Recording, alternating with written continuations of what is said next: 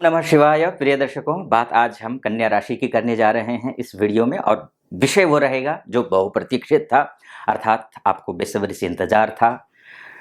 वो विषय है राहु और केतु का गोचर, यानी कि 30 अक्टूबर को राहु केतु परिवर्तित हो चुके हैं, उन्होंने गोचर किया है। वो पता ही है आपको, आप अगर ज्योतिष को फॉलो करते हैं तो आप जानते ही हैं 30 अक्टूबर को परिवर्तित हो चुका है। और इसके लिए मैंने वीडियो भी बनाए हैं, उसका शुभ फल मिलेगा अशुभ फल मिलेगा क्या मिलेगा, तो वो मैंने बनाए हैं और आपको निश्चित रूप से शुभ फल ही मिल रहा है, बहुत शुभ फल मिल रहा है। लेकिन वो शुभ फल कब से मिलेगा, कितने तारीख से मिलेगा, अब आपका सवाल ये है। क्योंकि मुझे मेरे वीडियोज देख करके जितने भी आप मुझे कंसल्टेंसी लेने के लिए कॉल करते हैं, उनका सवाल यही होता है कि आचार्य जी, राहु केतु परिवर्तित तो हो चुके हैं, लेकिन रिजल्ट कब से मिलेगा, 1 महीने के बाद, 2 महीने बाद, 3 महीने के बाद, या कब? तो ऐसी स्थिति में मैंने सोचा कि इसी विषय पर एक वीडियो बनाया जाए। तो इसी वीडियो को लेकर के, यही विषय लेकर के मैं आपके समक्ष उपस्थित हूँ और पूरा वीडियो सुनिएगा। अगर पहली बार वीडियो देख रहे हैं तो चैनल को सब्सक्राइब कर देना और वीडियो को लाइक कर दीजिएगा। अच्छा लगे तो पूरा सुनना पहले, और अच्छा लगे तो फिर अपने इष्ट का नाम, या फिर जिसका मैं भक्त हूँ, ओम नमः शिवाय, महादेव का भक्त हूँ, आप ओम नमः शिवाय 5 बार या 11 बार लिख दीजिएगा। या फिर आप अपने कुल देवता के नाम, या फिर इष्ट के नाम, या फिर जो भी आपको आराध्य हैं उनका नाम जरूर आप लिख दीजिएगा कमेंट बॉक्स में जाकर के। चलिए विषय पर प्रवेश करते हैं। कन्या राशि, कन्या राशि वालों के लिए देखिए, कब से राहु फल देना शुरू कर देंगे। परिवर्तित राहु हैं वो 5 दिसंबर, पहले ही मैं आपको बता देता हूँ, कोई सस्पेंस नहीं रखता हूँ, क्योंकि बहुत सारे ऐसे विषय हैं जो आपको इंटरेस्टिंग लगेंगे अभी मैं जब बोलता जाऊंगा।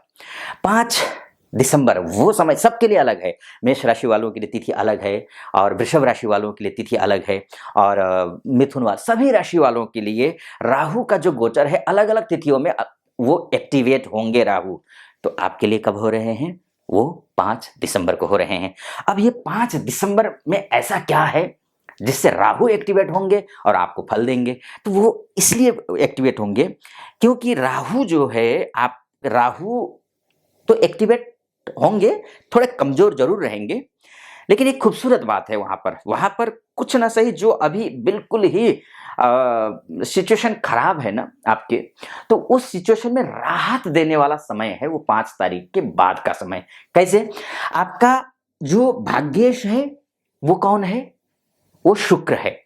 और शुक्र जो है वो 5 दिसंबर को स्वाति नक्षत्र में प्रवेश कर रहे हैं।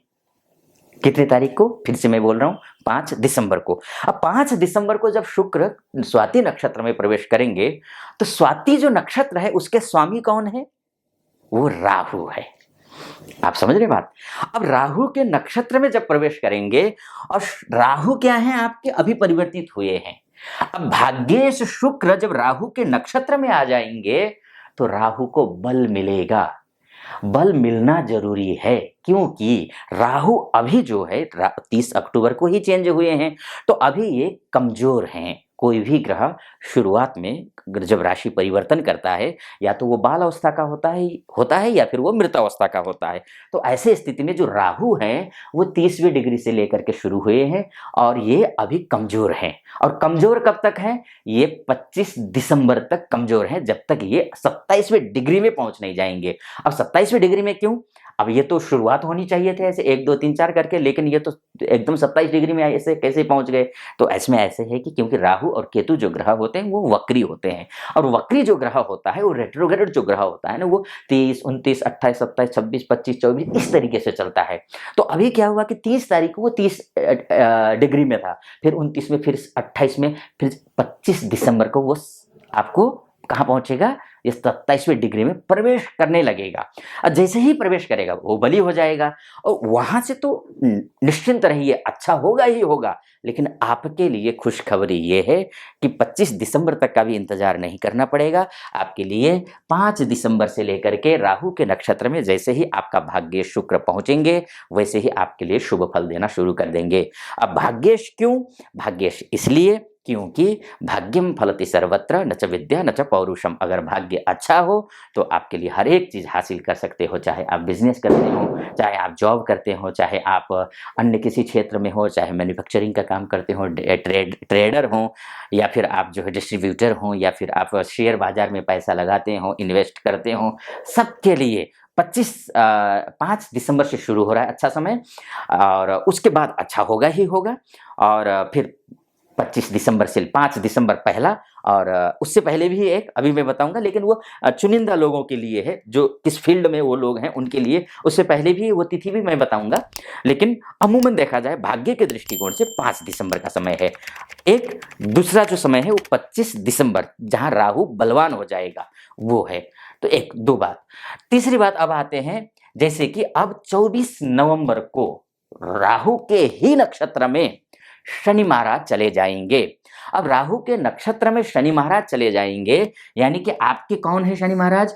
आप अगर विद्यार्थी हैं, आप अगर लव लाइफ से जुड़े हुए हैं, शादी विवाह को लेकर के आप चिंतित हैं, नहीं हो पा रही है शादी, तो या फिर जो है ना, आप विदेश जाने के लिए आप एजुकेशन वीजा के लिए ट्राई कर रहे हैं, अकस्मात धन लाभ की अपेक्षा है, कैसे पैसे आने हैं, पैसे नहीं आ पा रहे हैं, किसी को पैसा दे दिया आपने, पैसा आ नहीं पा रहा है, ले तो लिया आप, बस आप भी भावुक होकर के आपने भी पैसे तो दे दिए, लेकिन अब वो जब ले रहा था तो बड़ा मीठा बोल रहा था, लेकिन अब जब ले लिया तो फिर अब वो अपना स्वरूप दिखा रहा है। तो ऐसी स्थिति में उसका भी हृदय परिवर्तन होगा, अगर थोड़ा बहुत ठीक ठाक आदमी होगा तो। लेकिन आपकी कुंडली के हिसाब से ये जो शनि महाराज जो है ना, ये 24 नवंबर को ये राहु के नक्षत्र में अर्थात शतभिषा नक्षत्र में प्रवेश करेंगे। अब शतभिषा नक्षत्र में प्रवेश करेंगे तो राहु का नक्षत्र है, यानी कि राहु वहां भी मजबूत हो जाएगा, शनि का सहयोग मिलेगा, क्योंकि राहु और शनि मित्र ग्रह हैं।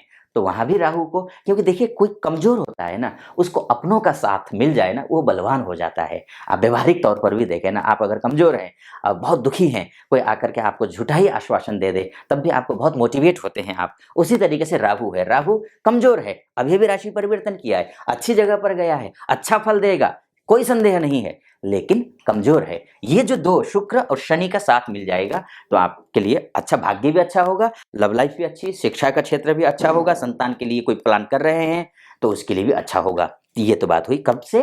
24 दिसंबर से, जब माफ कीजिए 24 नवंबर से ये अच्छा होगा। देखिए 3 तिथियां बता दी मैंने, लास्ट में फिर से दोहराऊंगा। ये जो 24 नवंबर वाली तिथि मैंने किन लोगों के लिए बोला है वो भी आपकी सुन लिया। अब आते हैं जो व्यवसायी हैं उनके लिए कब? जो दाम्पत्य जीवन में कोई खटपटी चल रही है, या फिर कोर्ट कचहरी का मामला चल रहा है, या फिर बिजनेस करते हैं, चाहे आप छोटे उद्यमी हो, मझौले हो, या फिर बड़े उद्यमी हो, कोई भी हो, मैन्युफैक्चरिंग करते हो, या फिर आप डिस्ट्रीब्यूटर हो, या फिर कोई भी काम करते हो आप, या फिर विवाह के लिए बातचीत चल रही है लेकिन बात बन नहीं पा रही है, तो उन सब के लिए गुरु का भी मजबूत होना जरूरी है। गुरु का मजबूत होना क्यों जरूरी है? क्योंकि राहु जो है वो गुरु के घर में जाकर के बैठा है, और कभी भी राहु जो है जिस घर में भी जाएगा ना, उस घर के मालिक को ठीक होना चाहिए। कोई भी, जैसे मानकर चलिए कि आपके घर में किसी किराएदार को आपने रख लिया है, लेकिन किराएदार वो आपसे भी ज्यादा पावरफुल है, अब वो आप पर ही हावी हो जाएगा। तो आपको हावी होना चाहिए, आप ज्यादा पावरफुल हो तो आप ज्यादा सुरक्षित हैं। उसी तरीके से जो राहु है, राहु जो होता है छाया ग्रह है। अब छाया ग्रह होने की वजह से जो है ना, ये अब मीन राशि में आया हुआ है, और मीन राशि का स्वामी कौन है? वो बृहस्पति हैं। तो बृहस्पति जो है वो मजबूत होना जरूरी है। अब बृहस्पति मजबूत कब हो रहे हैं? राहु जैसे ही अलग हुआ वैसे ही बृहस्पति मजबूत हैं, लेकिन 25 तारीख के आसपास में राहु भी ठीक ठाक लेवल पे आ जाएगा, अच्छे मजबूत लेवल पे आ जाएगा। 25 तारीख मतलब 25 दिसंबर। गुरु भी 12 डिग्री का होगा। अब जैसे ही गुरु 12 डिग्री का होगा, राहु भी ठीक ठाक पोजीशन में है, तो व्यवसायिक लोगों के लिए बहुत अच्छा है। अगर आप कोई कंस्ट्रक्शन का काम करने की सोच रहे हैं, या फिर आप जो है रियल इस्टेट में कोई काम कर रहे हैं, या फिर घर लेने की सोच रहे हैं, गाड़ी लेने की सोच रहे हैं, या फिर पैतृक संपत्ति को लेकर के कोई विवाद चल रहा है, तो उस स्थिति में भी भाई बंधुओं का, इष्ट मित्रों का सहयोग नहीं मिल पा रहा है, अपने साथ नहीं दे रहे थे, ऐसी स्थिति में भी 25 दिसंबर से लेकर के जैसे ही गुरु महाराज मजबूत होंगे, राहु के चंगुल से पूरी तरीके से छूट जाएंगे, राहु और ज्यादा दूर हो जाएगा गुरु से, क्योंकि गुरु और राहु तो इकट्ठे थे ना, अभी तक तो गुरु चांडाल योग बना रहे थे ना। तो अब जैसे ही राहु गुरु से अलग हो जाएगा, जैसे जैसे वो दूर हो जाएगा, 25 दिसंबर के बाद इतना डिस्टेंस हो जाएगा, जैसे कि आपके हुए कुछ शत्रु जितना दूर हो उतना अच्छा है ना। तो उसी तरीके से जितना डिस्टेंस रखो उतना अच्छा है। तो राहु काफी डिस्टेंस ले चुका होगा गुरु से, तो ऐसी स्थिति में गुरु और राहु के बीच में संबंध, इन दोनों की वजह से आपका बिजनेस अच्छा चलेगा, दाम्पत्य जीवन अच्छा होगा, कोर्ट कचहरी का मामला सुलझ जाएगा। ये सारी चीजें आपके साथ होने वाली हैं। तो ये तो मोटा मोटी तौर पर बात हो गई है। अब एक बात मैं आपको बहुत स्पष्ट बोलूं, ये कन्या राशि के मोटा मोटी तौर पर है। मैं जो फलादेश कर रहा हूं ना, वो फलादेश आपके ऊपर 100% सटीक बैठेगा, इसकी कोई गारंटी नहीं है। वो इसलिए नहीं है क्योंकि आपकी राशि के ही जो है कम से कम इस धरती में करोड़ों लोग हैं, 70 करोड़ लोग हैं। अब 70 करोड़ लोगों के साथ में यही घटनाएं घटेंगी जो मैं कह रहा हूं, ये बिल्कुल पॉसिबल नहीं है। इसके लिए होता क्या है, देखिए कि ये एक दिशा दिखाने के लिए कि कन्या राशि वालों के लिए अमूमन ये स्थिति होने वाली है, इतने दिनों से ग्रह ठीक होंगे ये। लेकिन बात तो ये है ना कि हर एक, ये तो एक कुंडली है और कुंडली एक डीएनए है, मानकर चले डीएनए। आपका 1 सेकंड या 1 मिनट का भी अगर जन्म इधर उधर दायां बायां हुआ हो तो आपका 1 सेकंड से भी कुंडली बदल जाती है। तो आपकी कुंडली में अगर मान के चलिए कि गुरु शुक्र यानी कि भाग्येश मृत अवस्था में है, सुप्त अवस्था में है, निर्बल है, नीच का है, तो ग्रह ही जब भाग्य ही अगर बिल्कुल वेंटिलेटर में है, आईसीयू में है आपका, अगर आपके लग्न कुंडली में, तो जो मैं फलादेश कर रहा हूं ना वो आपको पर सटीक नहीं बैठेगा। हाँ, लेकिन आपकी दुरुस्त है, आपका भाग्येश, आपका कर्मेश, आपका लग्नेश, आपका सप्तमेश और आपका चतुर्थेश अगर ये ठीक ठाक स्थिति में हैं, न तो डिग्रियों में कमजोर हैं, न तो मृतावस्था के हैं, न तो बालावस्था के हैं, ठीक ठाक पोजीशन में भी अगर हैं, तो जो मैं फलादेश कर रहा हूं वो फलादेश आप पर सटीक बैठेगा। अन्यथा हो सकता है कि जो मैं फलादेश कर रहा हूं वो सटीक आप पर ना बैठे। ऐसी स्थिति में अगर सटीक नहीं बैठ रहा है तो आप समझ लीजिए कि आपका शुक्र कमजोर है, आपका भाग्येश कमजोर है। तो आप ऐसी स्थिति में आप अपने आसपास में कोई आचार्य जी होंगे, ज्योतिष आचार्य जी होंगे, आप उनसे अपना कुंडली को दिखा लीजिएगा। क्योंकि कईयों की शिकायत होती है कि मैं सुनता तो हूं लेकिन होता नहीं है, और ये शिकायतें होती हैं लोगों की। तो ऐसे में मैं यही निवेदन करूंगा कि सबके साथ एक जैसा घटना घटे, ये संभव नहीं है। सबकी कुंडलियां अलग होती हैं, ये दिशा दिखाने के लिए है।